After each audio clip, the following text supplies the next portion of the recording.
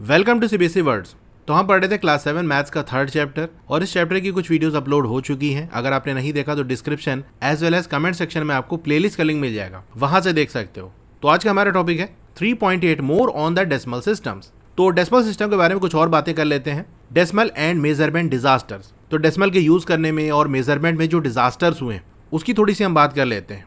अब decimal point और unit conversion में जो मिस्टेक्स होती है, गलतियां होती है, वो देखने में तो छोटी होती है, कह रहे डेसिमल इधर उधर हो गया तो क्या दिक्कत है, लेकिन कभी कभी इनकी वजह से सीरियस प्रॉब्लम्स हो जाती हैं। तो यहाँ पर कुछ एक्चुअल इंसिडेंट्स आपको दिए हुए हैं, रियल में ऐसा हुआ है, उसकी स्टोरी आपको यहाँ दी है, जहाँ पर ऐसे ही एरर की वजह से एक बड़ा इशू क्रिएट हो गया।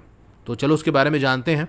तो यहाँ पर पहला केस है 2013 का, जो फाइनेंस ऑफिस है एम्स्टर्डम सिटी काउंसिल का नीदरलैंड्स के अंदर, उसने गलती से 188 मिलियन यूरो सेंड कर दिए in housing benefit instead of intended 1.8 million. भेजना था 1.8 मिलियन यूरोज, भेज दिया कितना, 188 मिलियन यूरोज, जो कि 100 टाइम्स होता है। जितना भेजना था उसका 100 गुना भेज दिया।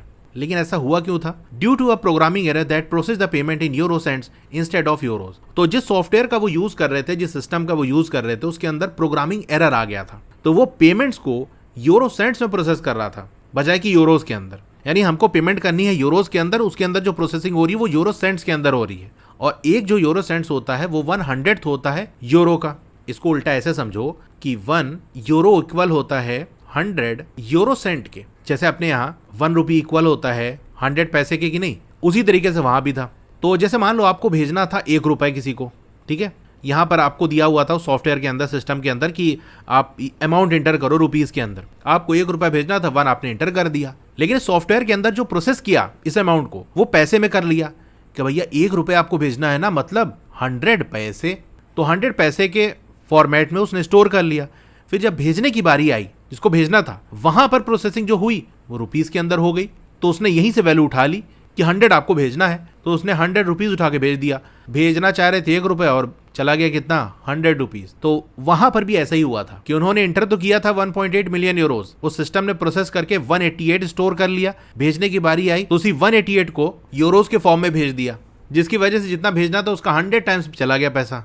इसी तरह से 1983 के अंदर एक डेसिमल एरर की वजह से एक डिजास्टर होते होते बस रह गया एयर कनाडा बोइंग 767 के अंदर। तो बेसिकली हुआ यहाँ पर यह था कि जो ग्राउंड स्टाफ था उसने मिस कैलकुलेट कर दिया था फ्यूल को, कि भैया देखो ये प्लेन है और इसके अंदर फ्यूल डालना है। तो उनको जो बताया गया था अमाउंट की कितना फ्यूल डालना था, वो था 22,300 kg, कि इतना kg फ्यूल इस प्लेन के अंदर आप डाल दो।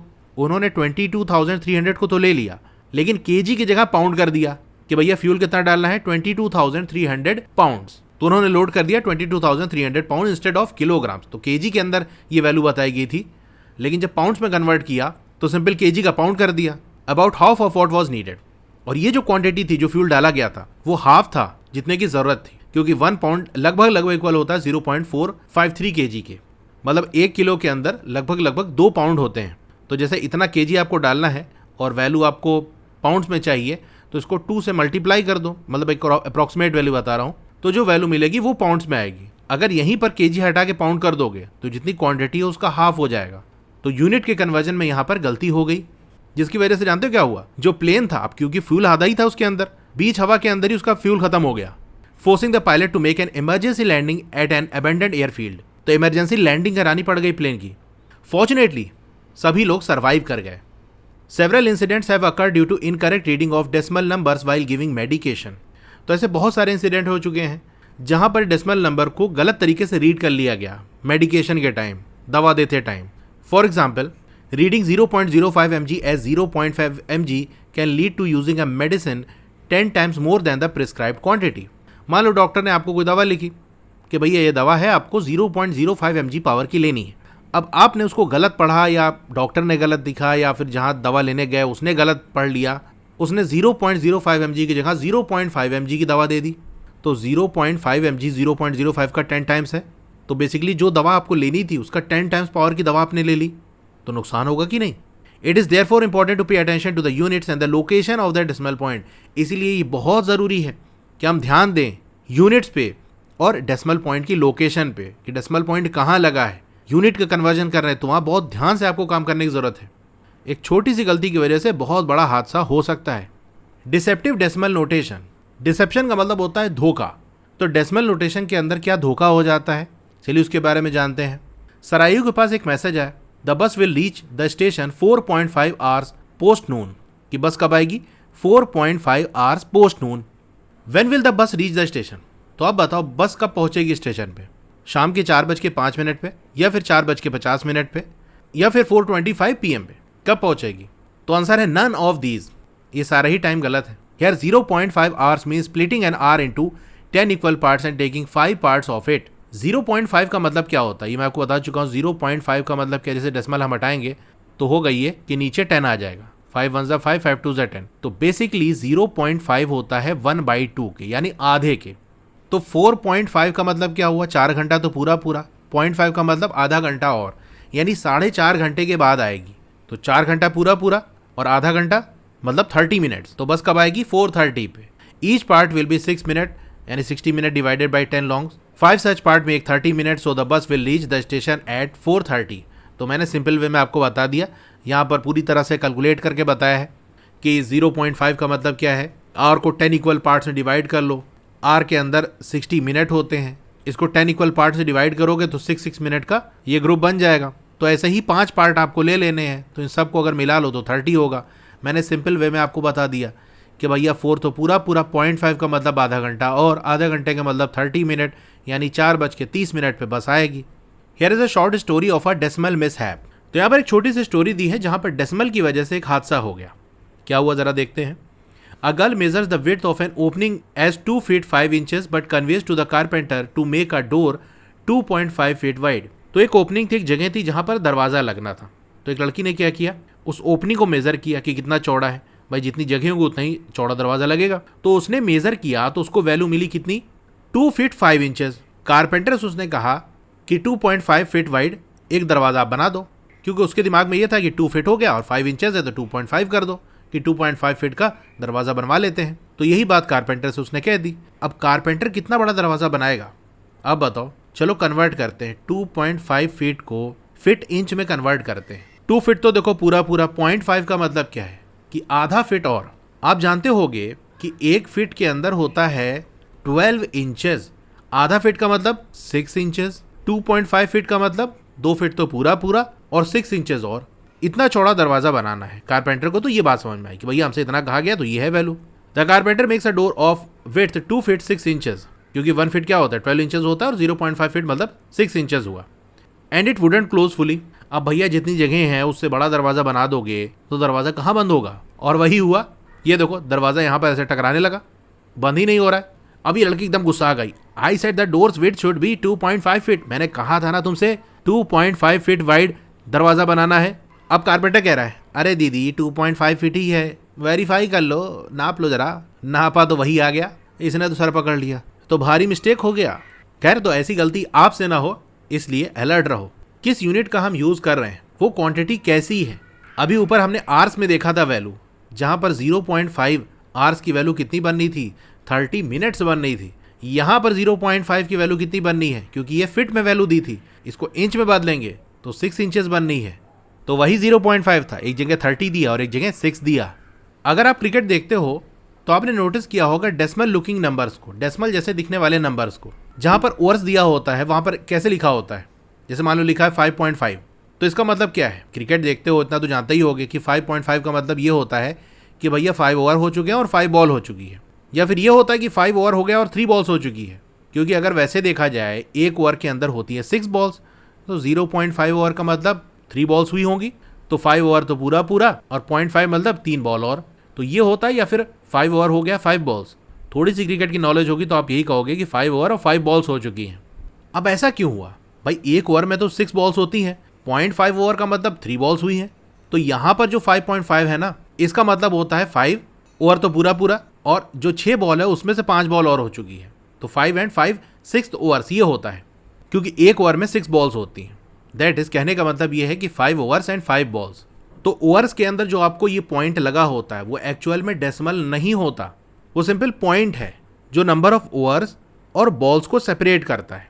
पॉइंट के इधर साइड आप दिखाओगे कि कितना ओवर हो चुका है, पॉइंट के इधर नंबर ऑफ बॉल्स कितनी हुई ये वैल्यू होती है। तो 5.5 का मतलब 5 ओवर तो पूरा पूरा हो गया है और 5 बॉल डाल दी गई है, तो ये होता है, ये डेसिमल नहीं है।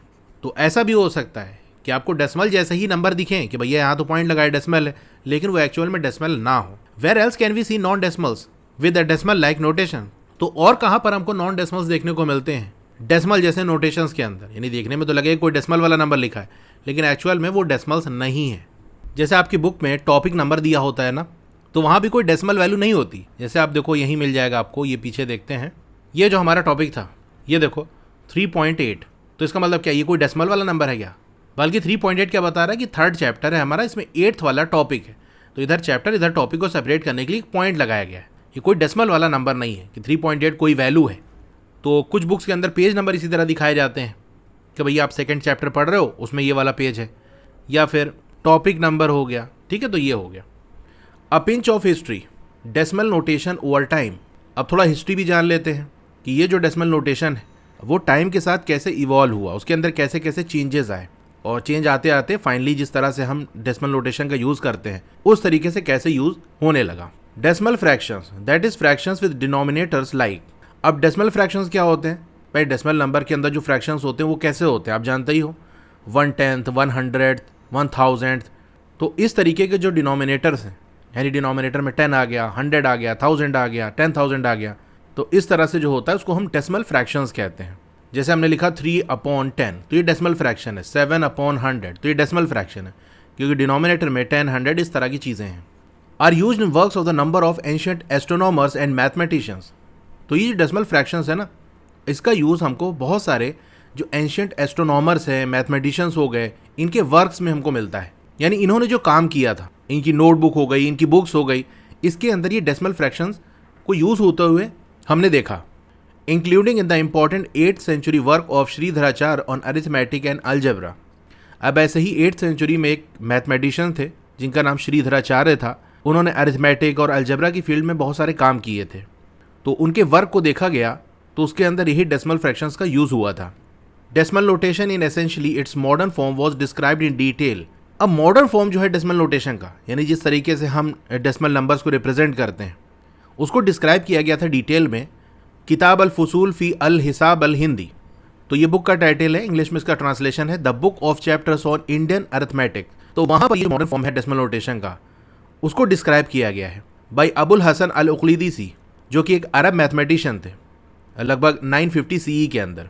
अब उन्होंने कैसे नंबर को रिप्रेजेंट किया था? देखो बिल्कुल एग्जैक्ट जैसे हम यूज़ करते हैं वैसे वो यूज़ नहीं कर रहे थे, लेकिन ऑलमोस्ट उसी तरीके से सिस्टम था। तो जैसे नंबर हमारा लिखा है 0.059375, तो यहाँ पर डेसिमल का यूज़ नहीं होता था, बल्कि ऐसे लिखते थे, जहाँ पर होल वाला पार्ट एंड हो रहा है उसके ऊपर एक छोटी सी लाइन खींच देते थे। तो वो ये बताती थी कि भैया ये वाला जो 0 है ना, यहाँ पर आकर होल वाला पार्ट एंड हो जा रहा है। अब इससे आगे राइट साइड चलोगे तो सारा आपको फ्रैक्शनल पार्ट मिलेगा, यानी 059 375, ये सारे फ्रैक्शनल पार्ट हैं। और यहाँ भी तो हम ऐसे ही देख सकते हैं कि भैया 0 है, उसके बाद डेसिमल है, तो यहाँ तक तो होल वाला पार्ट है, फिर फ्रैक्शन वाला पार्ट। तो ऐसे होता था। 15th सेंचुरी के अंदर होल नंबर्स को सेपरेट करने के लिए फ्रैक्शनल पार्ट से बहुत सारे अलग अलग नोटेशंस का यूज़ किया गया। जैसे एक वर्टिकल मार्क लगा दिया जाता था जो लास्ट डिजिट होती थी होल नंबर पार्ट की, उसमें जैसे ऊपर हमने देखा कि भैया 0 तक तो हमारा होल वाला पार्ट है, तो जहाँ होल वाला पार्ट एंड हो रहा है उसके ऊपर एक वर्टिकल मार्क लगा देते हैं, मतलब ऐसे ही निशान लगा देते हैं। यूज़ ऑफ डिफरेंट कलर्स, अलग अलग कलर्स का यूज़ किया जाता था कि भैया होल वाला पार्ट लिखना है तो ये कलर यूज़ कर लो, फ्रैक्शनल पार्ट के लिए ये वाला कलर यूज़ कर लो। तो कलर से देख के आइडिया लग जाता था कि हाँ कहाँ तक होल वाला पार्ट है और कहाँ से फ्रैक्शनल पार्ट स्टार्ट हो रहा है। फिर एक तरीका था numerical subscript giving the number of fractional decimal places. Numerical subscript का यूज़ किया गया जो number of fractional decimal places को शो कर रहा था। फॉर एग्जाम्पल जैसे 0.36 है ना, इसको इस तरह लिखा जाता था 3, 6 और 6 के ऊपर 2, यानी जैसे मान लो लिखा है 0.36। अब आप ये बताओ 3 कौन सी पोजीशन पे है? डेसिमल के बाद फर्स्ट प्लेस पे है, 6 डेसिमल के बाद सेकंड प्लेस पे है, तो इसको ऐसे लिखा जाता था। डेसिमल का यूज़ होता नहीं था, तो 3, 6 और 6 डेसिमल के बाद सेकंड प्लेस पे है तो हमने 2 ऐसे लगा दिया। तो ऐसे अगर लिखा होता था लोग रीड कर लेते थे। फॉर एग्जाम्पल जैसे लिखा है मान लो 7, 3, 9 और ये 3, तो यहाँ से देख के पता चल जाता था कि 9 डेसिमल के बाद थर्ड प्लेस पे है, इसका मतलब 3 सेकंड वाली प्लेस पे होगा, 7 फर्स्ट वाली प्लेस पे होगा। तो अगर आपको अपने वाले यानी हम जो यूज़ करते हैं उस फॉर्म में बदलना है तो आप कर सकते हो आसानी से कि भैया डेसिमल के बाद फर्स्ट प्लेस से हमारे नंबर्स लिखे हुए हैं, तो डेसिमल से पहले होल वाला पार्ट तो कुछ रहा नहीं होगा, .739। तो ऐसे होता था। 16th सेंचुरी के अंदर जोसेफ नेपियर जो कि एक स्कॉटिश मैथमेटिशियन थे, और क्रिस्टोफर कैलवियस ये एक जर्मन मैथमेटिशियन थे। इन्होंने पॉइंट या पीरियड का यूज़ किया, देखो ये जो पॉइंट होता है ना, डॉट, उसका यूज़ किया to separate whole number and the fractional parts. वहीं फ्रांसिस्को वेटी ये एक फ्रेंच मैथमेटिशियन थे, इन्होंने पॉइंट का यूज़ नहीं किया बल्कि कॉमा का यूज़ किया। जैसे मान लो आपको लिखना है 3.8, तो वो उसको लिखते थे 3,8। तो उनके यहाँ कॉमा वही काम करता था जो अपने यहाँ डेसिमल करता है, बस समझ लो डेसिमल की जगह वो कॉमा लगाते थे। अभी भी बहुत से कंट्रीज़ हैं जो कॉमा का यूज़ करते हैं सेपरेट करने के लिए जो इंटीजर पार्ट है और जो फ्रैक्शनल पार्ट है उसको, यानी वो डेसिमल यूज़ नहीं करते, वो कॉमा यूज़ करते हैं। इन कंट्रीज़ के अंदर जैसे कोई नंबर लिखा है 1000.5, तो देखो यहाँ डेसिमल लगा है, उसके बाद 5 है, तो इसको ऐसे लिखते थे कि 1000 उसके बाद पॉइंट की जगह comma 5, space as a 1000 separator. और 1000 सेपरेटर के लिए स्पेस का यूज़ करते थे। जैसे मान लो हमको लिखना है 1000, तो हम कैसे लिखते हैं, ऐसे लिख देंगे। हालांकि 1000 के लिए कॉमा का हम यूज़ नहीं करते, जैसे मान लो 10,000 लिखना है तभी लगाते हैं, लेकिन 1000 वाली प्लेस और 100 वाली प्लेस के बीच में तो लगाते हैं। जैसे आपको 10,000 लिखना है तभी जनरली हम कॉमा का यूज़ करते हैं, ऐसे हमने कॉमा लगा दिया। तो यहाँ पर देखो आप, ये 1 हो गया, 10 हो गया, 100 हो गया, उसके बाद कॉमा लगाए, फिर 1000 वाली प्लेस। तो यहाँ भी ऐसे हम लगा सकते हैं 1, 10, 100 कॉमा फिर 1000 वाली प्लेस। हाँ, तो जैसे अगर हमको लिखना है 1000 तो हम ऐसे लिख सकते हैं। तो वो लोग क्या करते थे, जैसे हमको 1000 वाला पार्ट, लाख वाला पार्ट, करोड़ वाला पार्ट, इसको अलग करना होता है तो कॉमा का यूज़ करते हैं ना। अब कॉमा का यूज़ तो उन्होंने डेसिमल की जगह कर लिया, तो अब अगर डबल डबल कॉमा लगाएंगे तो समझ में नहीं आएगा कौन सा कॉमा प्लेस बता रहा है और कौन सा कॉमा डेसिमल बता रहा है। तो उसके लिए क्या करते थे, वो जगह छोड़ देते थे। जैसे 1000.5 उनको लिखना है तो भैया पॉइंट की जगह तो कॉमा लगा दिया, ये 5 हो गया, फिर 0, 0, 0, अब यहाँ कॉमा लगा नहीं सकते, थोड़ी जगह छोड़ के फिर 1 लगा दिया, ऐसे करते थे। एक और एग्जांपल से मैं आपको बताता हूँ ताकि अच्छे समझ में आ जाए आपको। जैसे मान लो हमारा एक नंबर है 87,651.92, इसको इस कॉमा वाले सिस्टम के अंदर लिखना है तो कैसे लिखेंगे, 87 लिख दिया, 1000 वाली प्लेस और 100 वाली प्लेस को अलग करने के लिए हम कॉमा का यूज़ नहीं कर सकते, थोड़ी जगह छोड़ देंगे और यहाँ लिखेंगे 651, फिर पॉइंट की जगह कॉमा लगा दिया 92। तो ये इस तरह से होता है कि जो हम कॉमा का यूज़ करते हैं उसकी जगह वो खाली स्पेस का यूज़ करते हैं और डेसिमल की जगह वो कॉमा का यूज़ करते हैं। But the decimal point has endured as the most popular notation for writing numbers having fractional parts in the Indian place value system. लेकिन ये जो डेसिमल पॉइंट है ये सबसे ज़्यादा पॉपुलर नोटेशन है, ज़्यादातर ऐसे ही लिखा जाता है, यानी ऐसा नंबर लिखना हो जिसके अंदर फ्रैक्शनल पार्ट भी हो और इंडियन प्लेस वैल्यू सिस्टम का यूज़ किया जा रहा है, तो वहाँ पर आमतौर से पॉइंट का ही यूज़ करते हैं। तो यहाँ अगर हमारी टॉपिक कंप्लीट हो जाता है। अगर आपको क्लास 7 की और वीडियोज़ देखनी है तो इस तरीके से आपकी वीडियो चल रही होगी।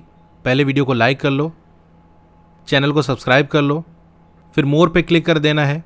एक बार फिर से आपको मोर पे क्लिक कर देना है तो डिस्क्रिप्शन ओपन हो जाएगा।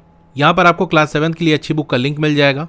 फिर उसके नीचे क्लास 7 के व्हाट्सएप चैनल का लिंक आपको मिल जाएगा, उसको क्लिक करके ज्वाइन कर लो। डोंट वरी, आपका नाम और फ़ोन नंबर किसी को विजिबल नहीं होगा। फिर मेरी वेबसाइट का लिंक आपको मिल जाएगा, उसके नीचे क्लास 7 की अलग अलग सब्जेक्ट की प्लेलिस्ट का लिंक मिल जाएगा। जिस सब्जेक्ट की वीडियो देखनी है वहाँ से क्लिक करके देख सकते हो। Okay, thank you.